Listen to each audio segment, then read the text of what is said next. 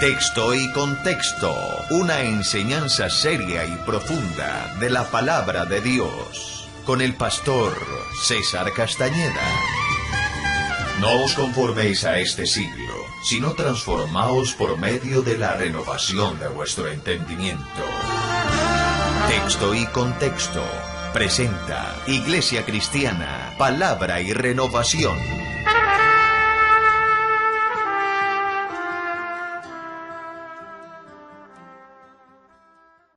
Muchas veces nosotros pensamos que la vida cristiana y la fe solamente van a depender de adorar a Dios y que la adoración a Dios es a través de cantar.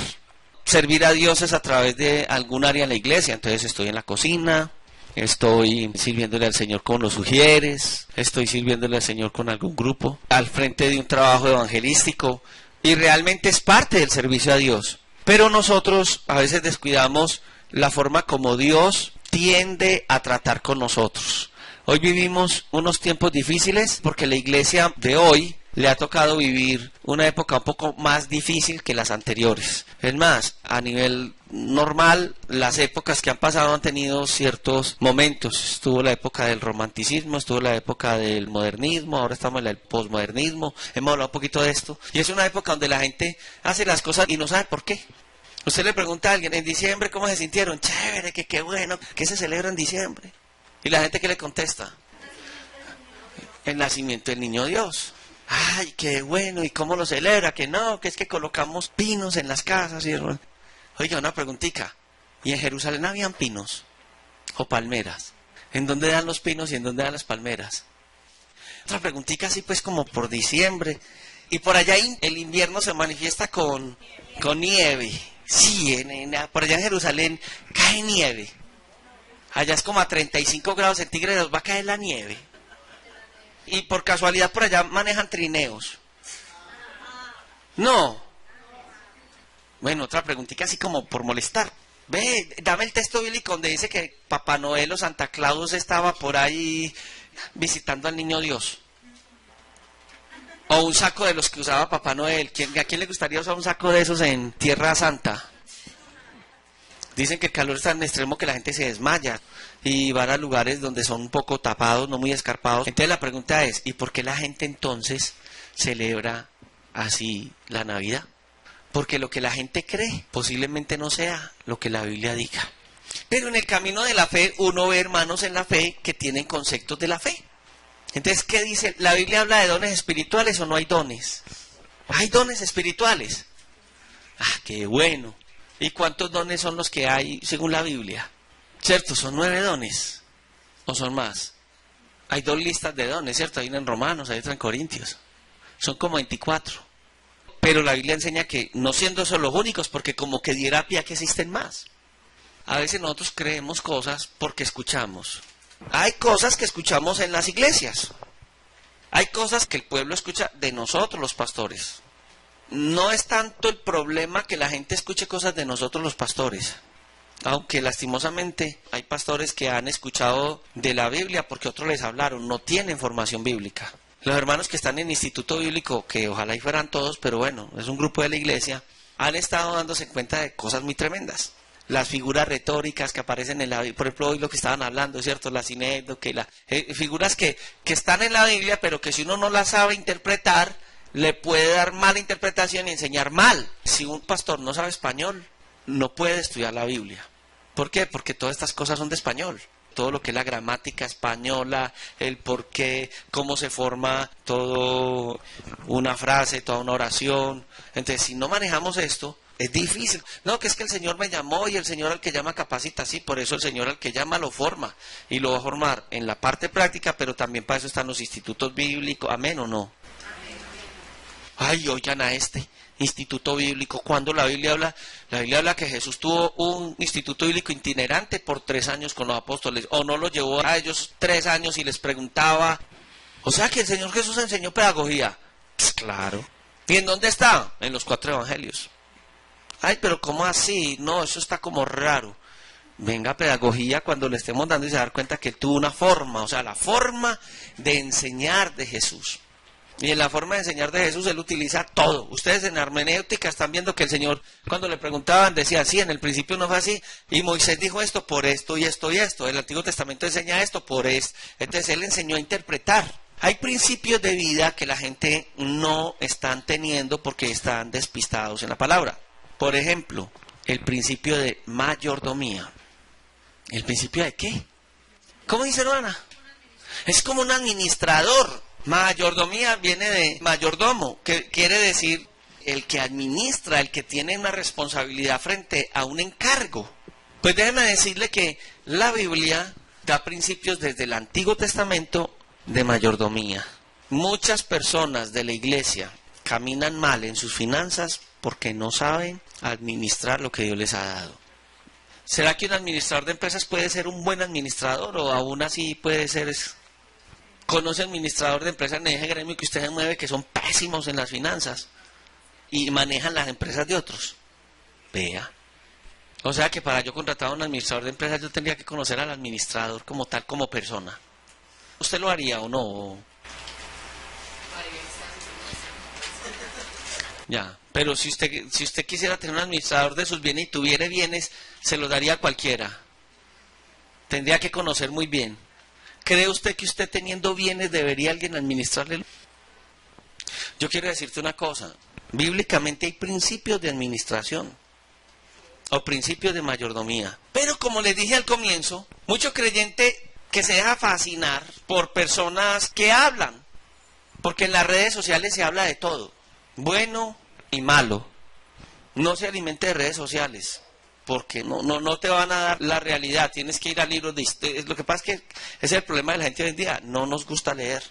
Entonces, en las redes sociales se habla en contra de principios de mayordomía, del diezmo.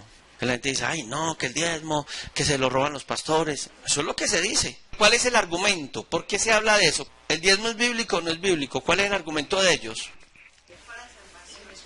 Uno, que el diezmo no salva. ¿Qué más? Que no es obligatorio, que era para el Antiguo Testamento. Y dicen, a ver, ¿cuál alfolí? Esa bolsita, ¿dónde está? ¿Dónde está la bolsita? Por allá está. Esa, véala, ábrala, tranquilo, que no tiene mucho peso. Esa bolsita que se llama alfolí no existe en la Biblia. Que el alfolí es un granero donde ellos llevaban maíz, donde ellos llevaban del fruto, ¿cierto? Del trigo, de todo. Eso era. Lo otro, que no hay levitas en este tiempo y que, ¿cómo así si eso era para los levitas? Ese es el principio que nos maneja la gente y que uno dice, bueno, a la hora de la verdad, ¿será cierto o no será cierto? Cuando Dios coloca al hombre sobre la tierra, usted va a notar, y si quiere me acompaña al libro de Génesis, en el capítulo 1. ¿Listo? ¿Lo tiene? ¿Qué dice el versículo 26? Hoy vamos a empezar un ciclo de enseñanzas. No se me preocupe si hoy no terminamos. Amén. ¿Qué dijo Dios? Dijo Dios, hagamos al hombre a nuestra imagen, conforme a Esta semejanza y señoreen en los peces del mar, en las aves de los cielos, en las bestias y en toda la tierra y en toda serpiente que se arrastra sobre la tierra. Muy bien. Lo primero que dice el verso 26 es que Dios colocó al hombre encima de todo, no solamente de animales, sobre todo los peces, las aves, los animales. Bueno, ¿y qué dice el 28? Bendíjolos Dios y díjoles, fructificaos y multiplicad y henchid la tierra. ¿Y qué más? Ay, venga, ¿y qué? O sea, administrarla. Bien, sean mayordomos, porque mire que dice, y señoread en los peces del mar, las aves de los cielos, en todas las bestias que se mueven, ¿cierto? Pero no se queda ahí. ¿Qué dice el verso 29? Y dijo Dios, y aquí os he dado toda hierba que hace simiente, que está sobre la haz de la tierra, y todo árbol en que hoy hay fruto de árbol que haga simiente, ceros para comer. Bueno, y vuelve a hablar de los animales que están sobre la tierra, pero no solamente de ellos, dice, y a toda bestia de la tierra, y a todas las aves de los cielos, y a todo lo que se mueve sobre la tierra, en que hay ánima viviente, toda verdura de hierba será para comer, y fue así. ¿Y cómo termina diciendo ese primer capítulo de Génesis? Y vio Dios todo lo que había hecho y aquí que era bueno en gran manera. La tarde y la mañana y la sexta. Entonces Dios todo lo que hizo, pero no solamente habló de creación y de administrar la creación. Dios hace la creación, coloca al hombre como un administrador de lo que había colocado y lo deja en la tierra. Ya el capítulo 2 dice cómo forma Dios las cosas, desde el polvo de la tierra. Bueno, y ya cómo Dios hace esta parte, pero mire, versículo 15, porque ya el primer capítulo habla de la creación de todo. Ya el segundo se mete más con el hombre y vuelve a hablar de la creación del hombre. Esa es una figura retórica. ¿Cómo se llama la figura retórica, hermana Damaris? Que habla de una cosa, sigue hablando de otras y después vuelve a retomar de lo que viene hablando. Empieza por A de apóstrofe.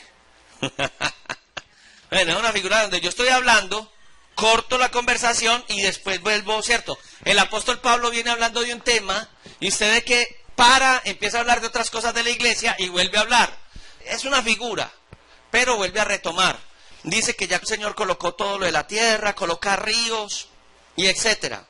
Y en el versículo 15 del 2 dice, y tomó pues Jehová Dios al hombre y púsole en el huerto de Edén, recuerde que estoy leyendo la antigua versión, para que le labrase y le guardase. Y mandó Jehová Dios al hombre diciendo, de todo árbol del huerto comerás, pero el árbol de la ciencia del bien y del mal no comerás de él, porque el día que él comieres, bueno, y ya pues dice que el hombre estaba solo y que Dios dijo, no es bueno que el hombre esté solo, bueno, y le hizo ayuda idónea. Ya en el 13 le aparece la serpiente y empieza ella a preguntarles con que Dios os ha dicho que de todo árbol del huerto no podéis comer. Entonces ellos dicen, no, de todo árbol del huerto, si nosotros, lo que pasa es que el del árbol de la ciencia del bien y mal no podemos ni tocarlo. Error, porque Dios no había dicho no toquen, dice no coman, mas no dice no tocan. ¿Y por qué me detengo así? Porque a veces nosotros tocamos textos bíblicos sin conocer todo el trasfondo de un principio y los principios se mueren. Estamos viviendo una generación sin principios. Una generación que vimos el instante, el momento. Hoy todos amamos la patria, pero en los momentos de crisis del país amamos todos la patria. No, ojalá y no pierda la selección hoy, porque si no para el otro partido no van muchos. Y que no, que ese no sirve para nada. Estos días estaban amenazando a uno de los jugadores por un error que cualquier ser humano puede cometer. No entendemos, no vamos a la historia, no planteamos y replanteamos lo que ha ocurrido.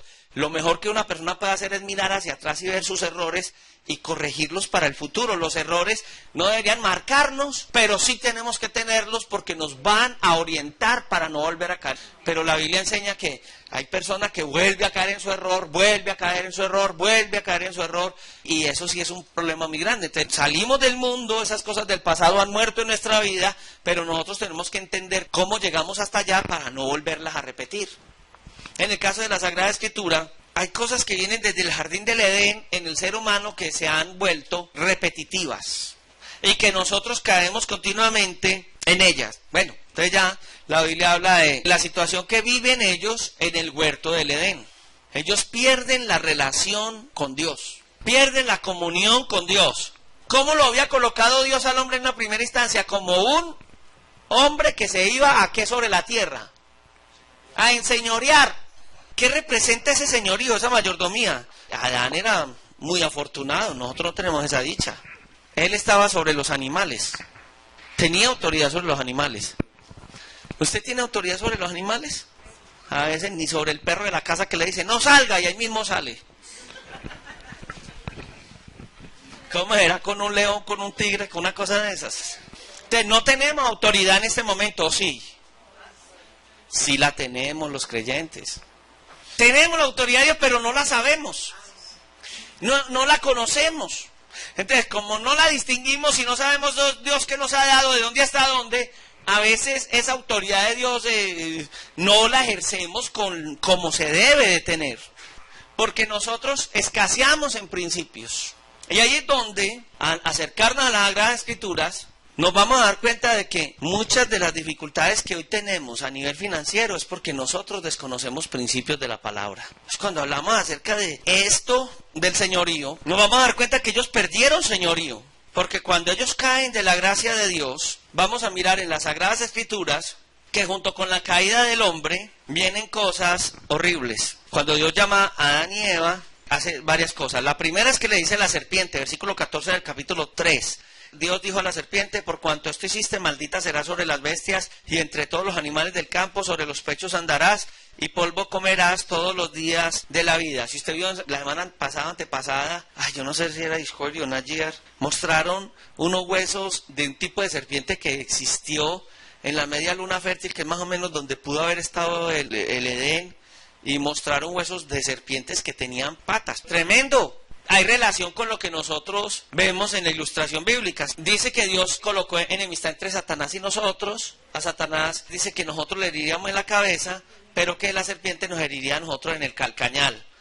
A la mujer que podía tener hijos sin dolor le dijo, la consecuencia será multiplicar los dolores de tus preñeces y con dolor darás a los hijos y tu deseo será para tu marido y el marido se enseñoreará de ti. Desde ahí viene el problemita, hermana Mireya. Ahora, y al hombre le dice, por cuanto obedeciste a la voz de tu mujer y comiste del árbol que te mandó diciendo no comerás, maldita será la tierra por tu causa, con dolor comerás de ella todos los días de tu vida, espinos y cardos te producirá y comerás plantas del campo y con el sudor de tu rostro comerás el pan hasta que vuelvas a la tierra porque de ella fuisteis tomado, pues polvo eres y al polvo volverás.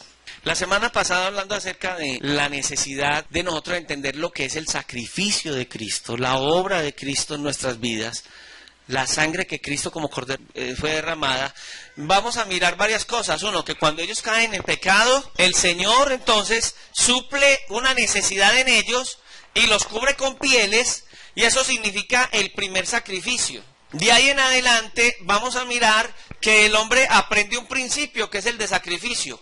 ¿Por qué Dios no recibió con buen ojo el sacrificio de Caín? Ya nos dimos cuenta que no fue porque ofreció lo peor. Él ofreció los mejores bananos, los mejores papayas, lo que haya ofrecido. Pero lo que pasa es que no era lo que Dios había enseñado a Adán y Eva, porque ya Hebreos nos decía que sin derramamiento de sangre no se hace remisión por el pecado.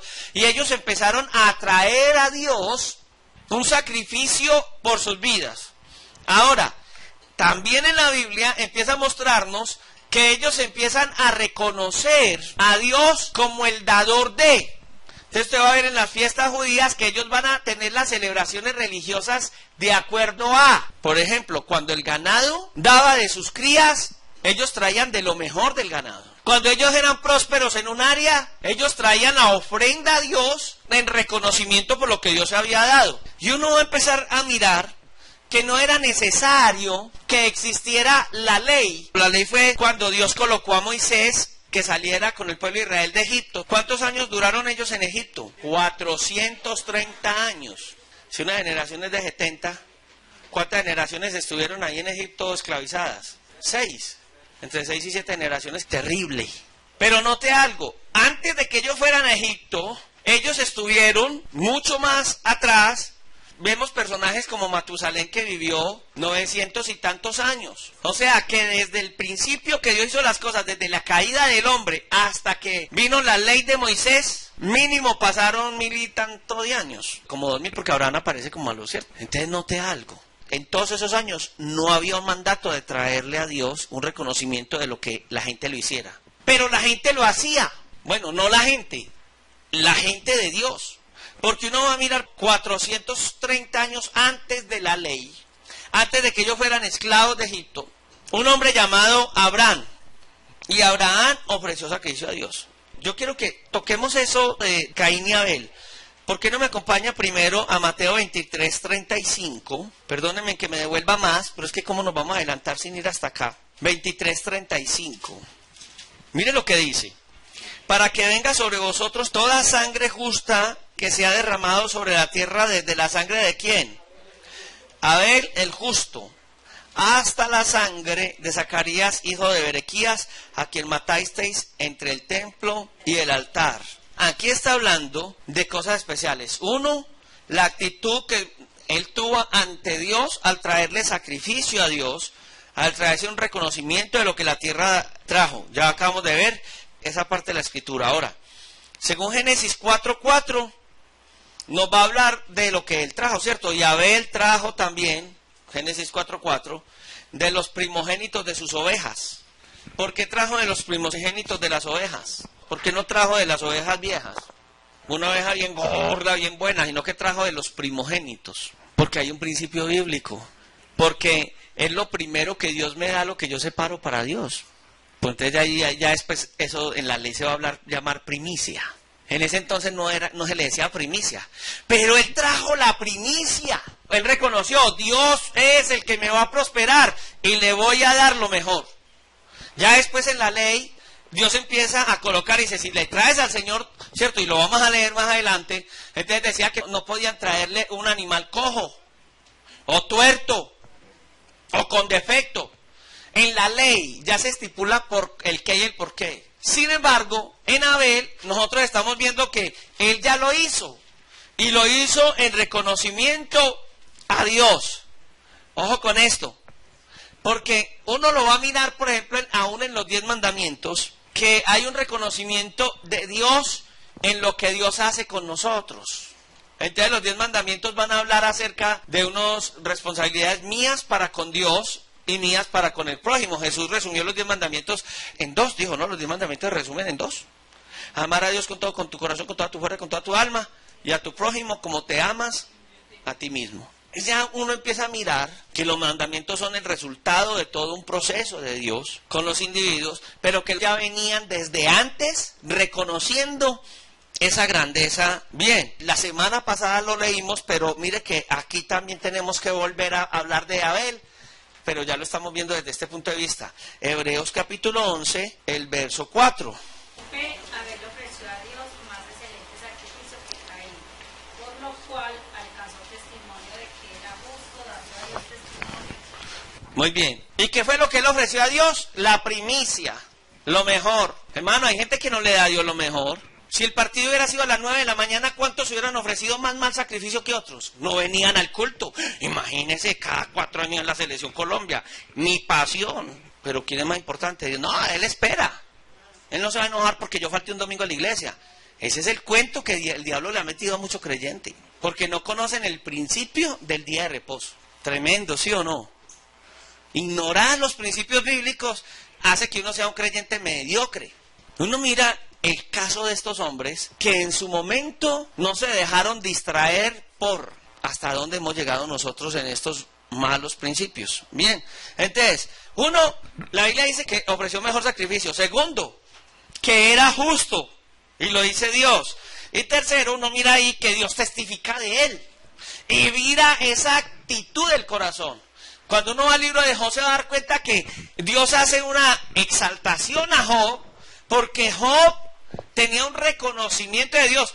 Déjeme decirle algo, Job no fue judío, fue un patriarca de la época más o menos de Matusalén. Era de un pueblo no cristiano, Matusalén tampoco, es que el pueblo del Señor aparece en Génesis 9 y Matusalén aparece antes. En Génesis 9 que Dios le dijo a Abraham que de los lomos de él saldría la nación de Israel.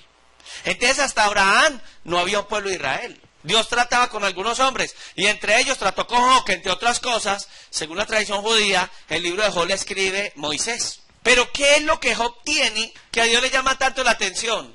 Uno, que Job ofrecía sacrificio continuo por sus hijos. Y si usted quiere leer con mucho cuidado el capítulo 1 de Job, se va a dar cuenta que cada que sus hijos cumplían años, Job ofrecía un sacrificio a Dios por sus hijos. O sea que cada año mataba un animal por cada hijo. O sea que al año sacrificaba 7 animales. Era buena esa actitud. Dios exaltó esa actitud de que él a Dios le sacrificaba un animal por su hijo, porque el derramar la sangre de ese animal significaba que si el hijo en ese año había pecado, sí. Ya después vamos a ver que Isaías ya nos dice, no, aquí el Cordero de Dios que quita el pecado del mundo. O sea, nosotros no tenemos que sacrificar porque Cristo fue el sacrificio que el mismo Dios nos trajo, nos dio, porque era mejor sacrificio que los animales del Antiguo Testamento. Los animales del Antiguo Testamento cubrían los pecados. En el Nuevo Testamento, el sacrificio de Cristo como Cordero de Dios nos va a limpiar. Y va a limpiar el corazón nuestro de los pecados, cosa que los animales del Antiguo Testamento no podían hacer. Pero estamos mirando lo que ellos hacían para Dios. Bien, ¿en dónde aparece la palabra diezmo? Y lo segundo, con Abraham, o sea, ¿en qué libro? Muy bien, yo quiero que nosotros entendamos el término bíblico, porque está en la Biblia, diezmo. Diezmo significa décima parte, una parte de 10, eso es un diezmo, es como un impuesto. A mí me llama la atención en el sistema político de Colombia, pues en lo malo del sistema político de Colombia, que cuando usted trabaja con un político, es lo normal que usted tenga que mensualmente darle el diezmo de lo que usted se gana en el trabajo que él le dio. Usted trabaja bajo un político en una alcaldía, una cosa, a usted le pagan 1.600.000, pero son 160 mensuales agarrados, porque si no lo bajan del puesto que usted tiene, porque es un puesto político. Eso es. Y ahí sí el cristiano sí diezma, porque si no, el cristiano que trabaja en eso, si entró por ahí, si no lo da, lo echa, entonces ahí sí diezma. Pero no le está diezmando a Dios, le está diezmando al diablo. Pues al diablo, a una persona. Pero es lo chistoso, que a veces uno ha visto cómo nosotros perdemos en vez de ganar, porque no entendemos muchas cosas que debemos tener. Cuando uno va a Génesis 14, del 17 al 20, mire que dice, y salió el rey de Sodoma a recibirle, volviendo él de herir a Colomer, que están con él al valle de Sabe, que es el valle del rey.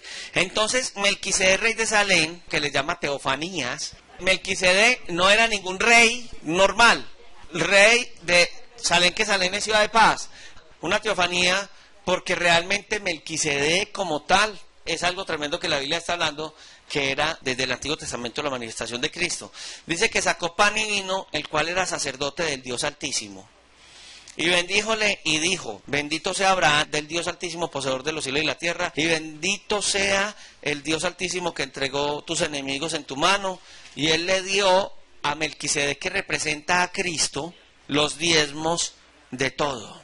O sea, Abraham del botín, porque se habían llevado a Jacob, ¿se acuerda? Se llevaban a Jacob y todo eso, entonces él fue y peleó, y cuando ellos peleaban y conquistaban una ciudad, todas las riquezas de la ciudad le pertenecían al que llegaba. Él llegó y rescató a su sobrino, trajo el botín, y el diezmo, o sea, Señor, de lo que acabo de recibir, en ese principio bíblico, después vamos a ver en el Antiguo Testamento por qué venían esas guerras, y Dios que les decía, y que representaba que no estaban mal en ese concepto, trajo los diezmos, y lo colocó en manos de Melquisedec. Alto ahí, note una cosa sencilla, el diezmo que este hombre lo trajo sin estar estipulado en la ley de Moisés, porque más adelante vendría Moisés, todavía no era la ley de Moisés, pero Abraham reconoció que Dios le dio la victoria. Entonces Abraham hace algo que no estaba ordenado a hacer, y aquí es donde uno o empieza a mirar principios bíblicos. Por allá, 2 Corintios, que dice cada uno de como propuso en su corazón, no con tristeza. Porque es que hay gente que cuando va a sacar los diezmos dicen, ay, hay que pagar, ay, pero es que hay que sacar los diezmos.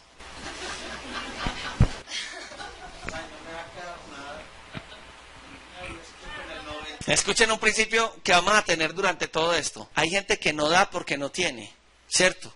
Pero bíblicamente hay gente que no tiene porque no da. Y cuando usted diezmaba era más próspero que ahora. La bendición se le cortó el día que usted se dejó contaminar. Vamos a mirar los principios bíblicos frente a esto. Ahora, usted va conmigo a Hebreos capítulo 7, porque hermano, es que despistadamente la gente le habla de diezmos y habla bobadas. Yo he hablado con gente hasta judía, hermano, y le he escuchado a varios, o sea, no estos mesiánicos que hay por ahí chiflados. Perdónenme en el término que estoy utilizando, después les voy a decir por qué creo que son chiflados, sino he hablado con gente y he escuchado a gente que conoce del aspecto en el caso del pueblo de Israel, hermano, y hay gente que no se deja lavar el cerebro tan fácil como muchos creyentes que hay por ahí, un poco despistados frente al asunto del reconocimiento de Dios, que es más de lo que se nos está, por ahí en internet la gente habla bobadas. Hebreos 7 del 1 al 10, dice, este Melquisedec, rey de Salem, aquí no lo van a describir, hermano, ¿quién fue el que hermano Miguel? Sacerdote del Dios Altísimo, el cual salió al encuentro a Abraham, que volvía de la matanza de los reyes, y le bendijo, a quien asimismo Abraham dio la 10ª parte de todo. Primera, estoy leyendo antigua versión, no sé si usted dice el diezmo, aquí dice la 10ª parte de todo. Primeramente, el cual ciertamente se interpreta rey de justicia, y luego también rey de Salem, que es rey de paz. Sin papá, imagínese un rey que no tuvo ni papá ni mamá. No me vaya a decir que es esos que salen en la propaganda de televisión. Yo quiero que a mí me quieran. No, ese tuvo un papá y una mamá irresponsables. Tuvo que haber papá y mamá. Eso sí no es... Si dos personas del mismo sexo se unen y quieren tener y tienen que adoptar, no les da. Porque tiene que existir, ¿cierto? Papá y mamá. Este hombre se despide sin papá y mamá, significa que era alguien que no tuvo papá y mamá. Entonces vaya pensando, ¿quién podría no tener papá y mamá? Todo el mundo tiene papá y mamá, irresponsable, lo dejaron, lo botaron, pero tiene papá y mamá. Pero en este caso, dice, sin papá y mamá, sin genealogía, que ni tiene principio de días, ni fin de días, o sea, inmortal. Highlander, el inmortal. No hay ningún Highlander, pero sí hay alguien que es inmortal. ¿Quién es inmortal? En la persona de quién hablamos que sin papá, sin mamá y sin principio y fin de días. Cristo Jesús. Por eso María no es la mamá de Jesús, eterno, es la madre de Jesús, el humano. Y por eso ella no es Dios. Porque si ella fuera Dios sería la mamá de Dios. Y ella no es mamá de Dios, es mamá de la parte física de Jesús, de la humanidad de Jesús. Mire que cuando uno va estudiando de cualquier tema, se tropieza cosas buenas, porque ahí va creciendo uno, ¿cierto? Y dice, ni fin de vida, más bien hecho semejante al Hijo de Dios. Se queda sacerdote para siempre, o en la antigua versión, continuamente. Entonces dice, consideren cuán grande fue este a quien Abraham, el patriarca, dio la décima de los despojos, o el diezmo, ¿cierto? Entonces ya va a seguir hablando de quien ciertamente los hijos de Leví reciben el sacerdocio, tienen mandamiento de tomar los diezmos del pueblo según la ley, es a saber, de los hermanos. Ahora vamos a mirar, si nos da tiempo, si no estamos mirando esta semana y la otra, cómo, oiga, tremendo lo que Dios dice y por qué estos levitas lo hacían y si eso para hoy existe o no existe. ¿A usted le gustaría saber eso? No se pierda hoy ni la próxima semana la predicación, aunque estamos en ella. Exacto. Dice, aunque también ellos hayan salido de los lomos de Abraham, o sea, los demás, pero mire que solo para los sacerdotes o levitas eran los que lo recibían. Los demás venían de los lomos de Abraham, pero había algo, después vamos a mirar ese algo. Mas aquel cuya genealogía no es contada entre ellos, tomó los diezmos de Abraham y bendijo al que tenía las promesas. Y sin contradicción alguna, lo que es menos es bendito de lo que es mejor. Y aquí ciertamente los hombres mortales, ojo con esto, alguien decía, hermano César, la iglesia después de Cristo, él anuló el diezmo. Quedó anulado. Y el Nuevo Testamento no habla de eso.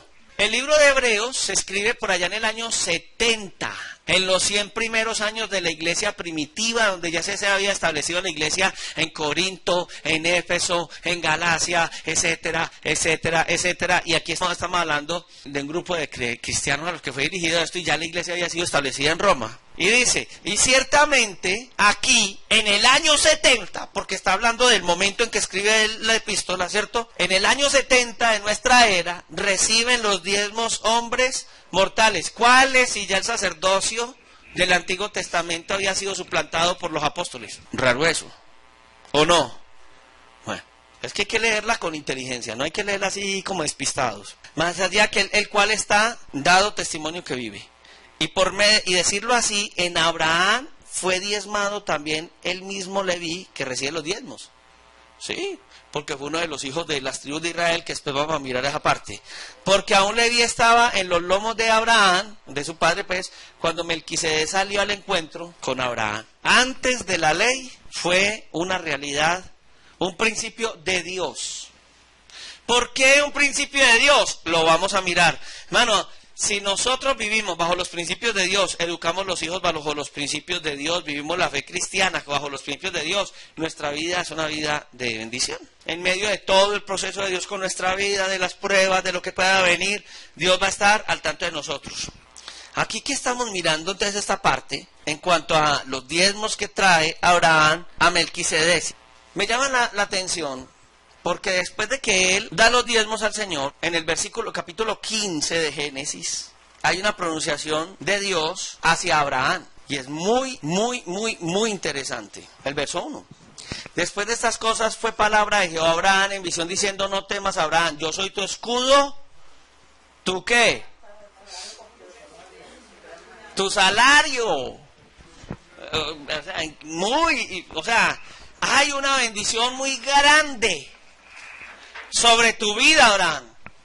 La actitud de Abraham hacia Dios hizo que hubiese de parte de Dios algo especial hacia él. No en vano, no mira que todo el contexto bíblico dice que hay bendición sobre los que le dan un bocado de pan a quien predica el evangelio, que hay bendición, o sea, empiezan a haber unas bendiciones tremendas para aquel que bendiga a la obra del Señor, desde el Antiguo Testamento. Son principios que uno empieza a mirar y el por qué es bendecido Abraham. Porque hermano, es que yo noto a veces que la gente, yo no sé si usted nota, la gente más bendecida de la iglesia son personas que reconocen a Dios en sus caminos. Y esa gente le va a pasar por el lado a otros así. Ay, pero ese hermano, yo conocí al Señor hace 10 años y este llegó, ya va. No, pues, ¿qué es lo que está pasando? Que los principios se dan y que se tienen que cumplir. Nos han hablado mucho acerca de lo que es la bendición del ahorro y todas esas cosas, ¿cierto? Ya hablando de economía. Y la gente dice, ¿yo para qué ahorro? Hermano Miguel, ¿usted fue un hombre rico de cuna, sí o no? No, pero de cuna fue rico. No fue rico de cuna. Vea, hombre. Yo que pensé que era rico de cuna. Pero, o sea, usted se la ganaba fácil en la vida. ¿Cómo se la ganaba usted en la vida? ¿Sudando? ¿Qué hacía? ¿Trotaba o qué? ¿Albañil? ¿Cierto que sí?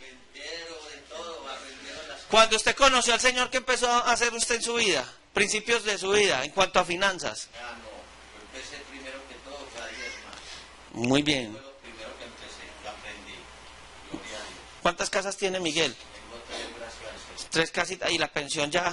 Sí, la aprendí. ¿Y la de la esposa en camino? La de las tres. Imagínese. ¿Y usted cree que ha sido Dios a través de lo que usted ha hecho? Primeramente, mi Señor. Algunos tendrán una casa ahí, a duras penas faltarán 12, 15 años para seguirla pagando. Y dice, es mi casa, no la pague y verá. Y cuando la pague no pague impuestos y verá, que la quitan. Pero qué bendición es cuando Dios es el primero en mi vida, porque empieza uno a descubrir cosas tremendas delante de la presencia de Él, ¿cierto?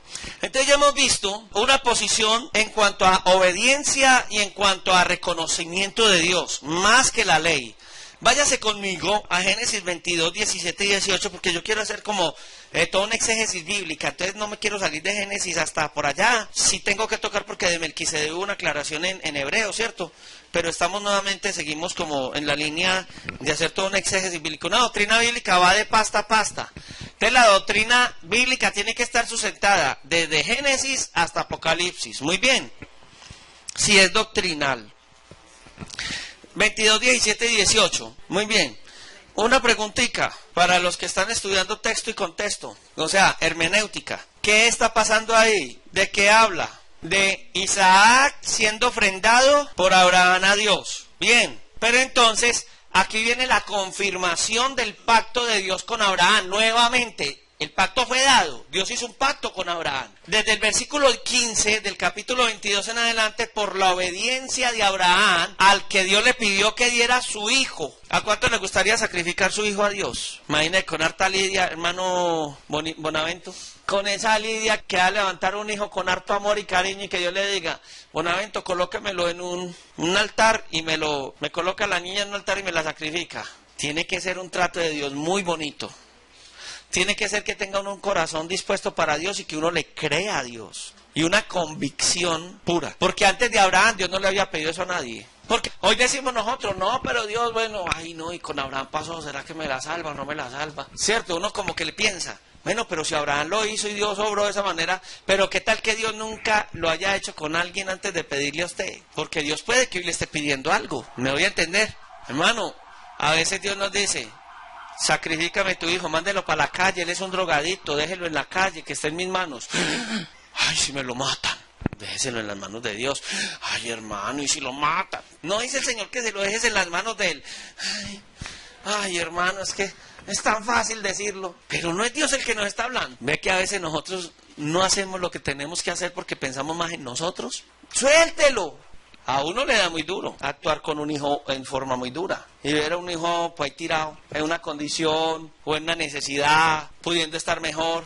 Y el Señor le dice a uno, suéltemelo. Ay, no, eso no, hay que ayudarle. ¿Sí o no, hermano Miguel? Aunque sea bajo la puerta, pasarle el arrocito, pagarle un hotel o mandarlo para el solar. Ay, entonces que yo lo vea ahí, que no me lo vayan a matar. porque a veces desobedecemos la palabra porque nos creemos más buenos que Dios. Abraham, Dios le pidió a su hijo y, Señor, usted fue, porque usted lo ha pedido, pum, ahí se lo dejo, yo lo sacrifico. Y cuando ya iba, un momentico, deténgase, aparece el ángel del Señor y venga, tranquilo. Lo que el Señor quería saber que en tu corazón, ya. Pero ya, fue todo. No, hermano. Él estuvo dispuesto a sacrificarlo todo por Dios. ¿Está usted dispuesto a darle a Dios lo que Dios le pida? Lo que sea. Su casa. Pastor, cuidado con manipularnos. Usted nos ha enseñado que uno no se deja de manipular de... No, es un trato de Dios con la persona. No a través de un pastor ni en una predicación. Es un trato de Dios. Pero si Dios le dijera que usted entregara lo que le ha costado toda una vida de sacrificio, usted lo entregaría. Siendo Dios y usted. Me atrevería a decir en esta hora que muchos dicen, no, pastor, ¿cómo que el esfuerzo de toda una vida yo lo voy a... ¿Está loco? Mire que con Abraham fue así, era su primogénito. Y eso que para los judíos el primogénito, hermano, era... Y cuando nacía un primogénito varón, hermano, eso era la ñaña del papá, eso era lo más hermoso que podía haber. Que el mayor fuera el primo. Es más, el primogénito heredaba la mitad de lo que tenía el papá. Y ellos que tenían 20, 30 hijos, los otros 30 se repartían en la otra mitad. Mire lo que era el primogénito, tener autoridad, tener poder. Y la envidia de los demás hermanos, pues me imagino que viene acompañada de eso. Entonces en el versículo 17 y 18, en la confirmación del pacto, dice así, que bendiciendo te bendeciré y multiplicando multiplicaré tu simiente como las estrellas del cielo y como la arena que está a la ribera del mar.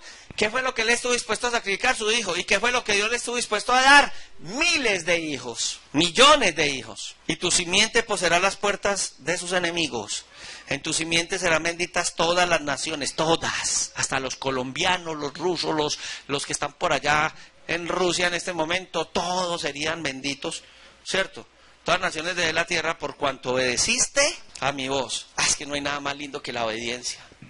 A mí no me puede meter nadie en la cabeza que uno como papá al hijo obediente lo ve igual que a los que son desobedientes. Eso es mentira.